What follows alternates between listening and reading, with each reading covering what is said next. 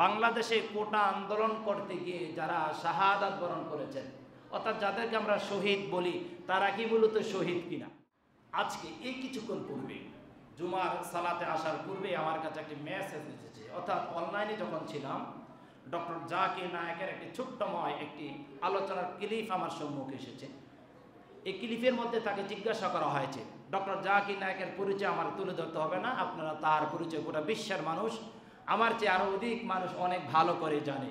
Doctor Zakir নায়েককে প্রশ্ন করা হয়েছে, বাংলাদেশে কোটা আন্দোলন করতে গিয়ে যারা শাহাদাত বরণ করেছেন, অর্থাৎ যাদেরকে আমরা শহীদ বলি, তারা কি মূলত শহীদ কিনা? এই প্রশ্নটা শুধু ডক্টর জাকির নায়েককেই জিজ্ঞাসা করা হয় নাই, এমনকি আমাকে অসংখ্য অগণিত মেসেজ আমাকে দেওয়া হয়েছে এবং আমাকে সরাসরি অনেকেই কোশ্চেন করছে, হুজুর আমরা যাদেরকে শহীদ বলি তারা কি মূলত শহীদ কিনা? এই বিষয়টা তো আমাদের অনেকের জানার প্রশ্ন, বাস্তব নাকি অবাস্তব? শহীদ হচ্ছে দু প্রকার, বিষয় ক্লিয়ার, শতবার কনসেপ্ট ক্লিয়ার করতে হবে, নাহলে আলোচনার মুভমেন্ট নষ্ট হয়ে যাবে। ডক্টর জাকির নায়েককে জিজ্ঞাসা করা হয়েছে, আমার বক্তব্য বলছি না, তারপর আমার লেকচার দেব।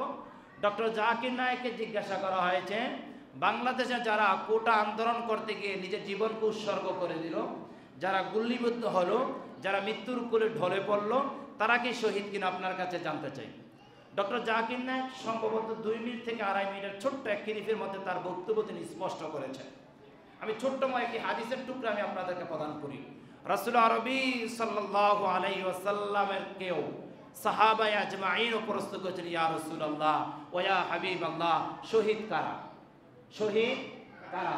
তখন রাসূল আরবি সাল্লাল্লাহু আলাইহি ওয়াসাল্লাম শহীদদের একটি তালিকা সাহাবায়ে আজমাইনদের সামনে এভাবে প্রকাশ করেছেন, অমুক কাজ করলে অমুক ব্যক্তি শহীদ হবেন, অমুক কাজ করলে অমুক ব্যক্তি শহীদ হবেন, অমুক কাজ করলে অমুক ব্যক্তি শহীদ হবেন। প্রকৃত শহীদ কারা? প্রকৃত শহীদ বলা হয় দুনিয়া এবং আখিরাতের জন্য যাদেরকে শহীদ বলা হয়, যারা হাকিকিয়াত শহীদ যাদেরকে বলা হয়, যারা সরাসরি আল্লাহর দ্বীনের জন্য, ইসলামের জন্য যারা জিহাদের ময়দানে অংশগ্রহণ করতে গিয়ে যারা মৃত্যুবরণ করে তাদেরকে শহীদ বলা হয়। চিৎকার দিয়ে বলছি সুবহানাল্লাহ।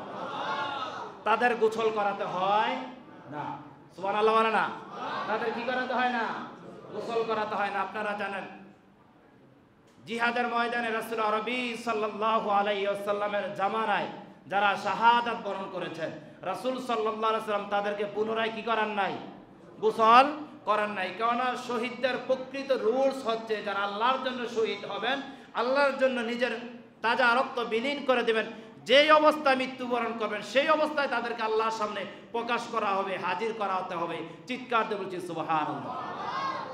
এটা হচ্ছে হাকিকিয়াত শহীদ, মূলত শহীদ।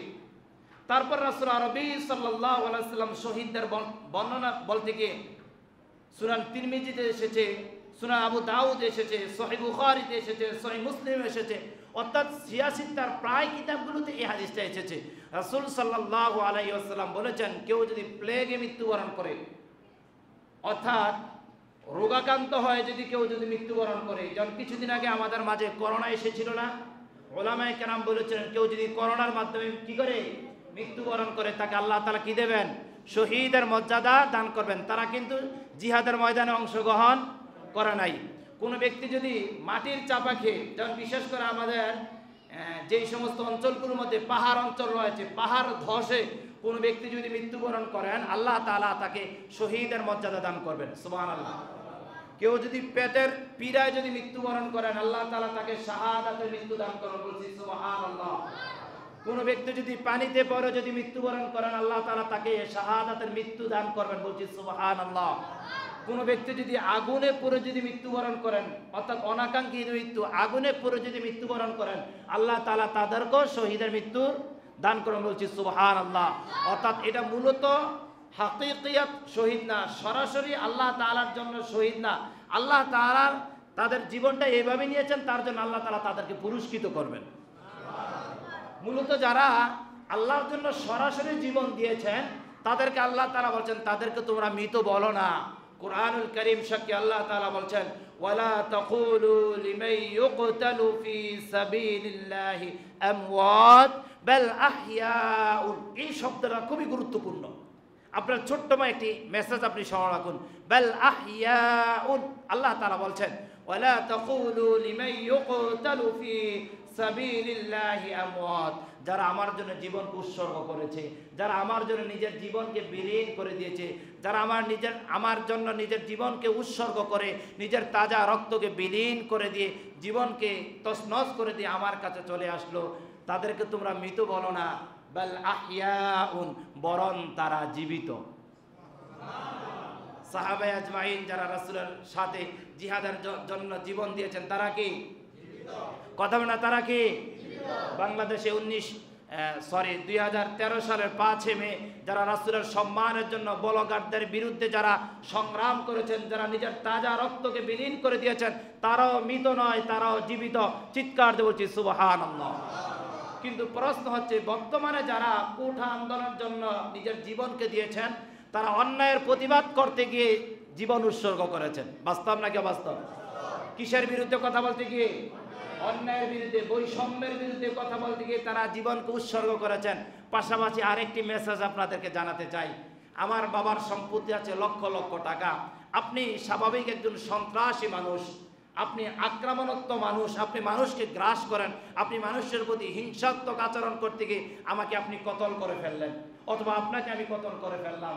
আল্লাহ রাসূল বলছেন, সে যদি তার নিজের বাবার সম্পত্তি রক্ষা করতে গিয়ে, নিজের সম্পদ রক্ষা করতে গিয়ে সে যদি নিজের জীবনকে যদি দেয়, তারপর আল্লাহ তাআলা তাকে শহীদ হিসাবে সম্মানিত করবেন। তো বলছিলাম, এই কোঠা আন্দোলনের যারা নিজের জীবনকে দিয়েছেন, তারা কি অন্যের পক্ষে অবলম্বন করেছে নাকি অন্যের বিপক্ষে অবলম্বন করেছে? অন্যের বিপক্ষে অবলম্বন করেছে। অর্থাৎ অন্যায় তাদের প্রতি করা হচ্ছে, জুলুম তাদের প্রতি করা হচ্ছে, তারা জুলুমের বিরুদ্ধে কথা বলতে গিয়ে তারা নিজের জীবনকে দিয়েছেন।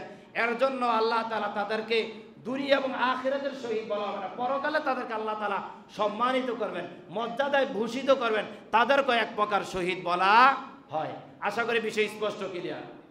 ঠিক ডক্টর জাকির নায়েক যখন এই উত্তর দিয়েছেন, তখন ডক্টর জাকির নায়েক 2 থেকে 2.5 মিনিটের মধ্যে ছোট্ট ক্লিপের মধ্যে এই কথাগুলো তিনি সাজিয়ে গুছিয়ে গোটা বিশ্বের মুসলিম উম্মার কাছে এই মেসেজটা দিয়েছেন। আমরা আল্লাহ তাআলার কাছে ফরিয়াদ করি, আল্লাহ তাআলার কাছে রোনাজারিময় কণ্ঠে দোয়া করছি, আমার যেই সমস্ত স্টুডেন্ট ভাইরা তাদের নিজের জীবনকে বিলীন করে দিয়ে সত্যকে অটল অবিচল করার চেষ্টা করছেন, একটি সুন্দর সুশৃঙ্খল সমাজ এবং রাষ্ট্র তৈরি করার বিনির্মাণে যারা কাজ করছেন, আল্লাহ তাআলা তাদেরকে শাহাদাতের মৃত্যু দান করুক। বলছি আল্লাহুম্মা আমিন। আমরা দোয়া করতে কৃপণতা করে কি লাভ আছে? তাদের জন্য আরো মন খুলে দোয়া করছি, আল্লাহুম্মা আমিন। আমি দোয়া করছি বিশেষ করে বাংলাদেশের জন্য। বহিরাগত যেই কালো চক্ষু বাংলাদেশের জন্য রয়েছে, রাষ্ট্রীয়ভাবে যেই বাংলাদেশের জন্য কালো চক্ষু রয়েছে, সন্ত্রাস, অন্যান্য যেই কাঠামোগত যে সমস্যাগুলো রয়েছে, আল্লাহ তাআলা আমাদের বাংলাদেশের চেঞ্জ মেকার যাদেরকে বলা হয়, যারা রাষ্ট্র নিয়ন্ত্রণ করেন, রাজনীতি নিয়ন্ত্রণ করেন, চেঞ্জ মেকার, আল্লাহ তাআলা তাদেরকে আল্লাহ তাআলা হেদায়েত দান করুক, তাদেরকে আরও শক্তভাবে শক্তিশালী হয়ে দেশকে সুন্দর করে সুশৃঙ্খলভাবে পরিচালিত করার যোগ্যতা আল্লাহ তাআলা তাদেরকে দান করুক। বলছি আল্লাহুম্মা আমিন। আমার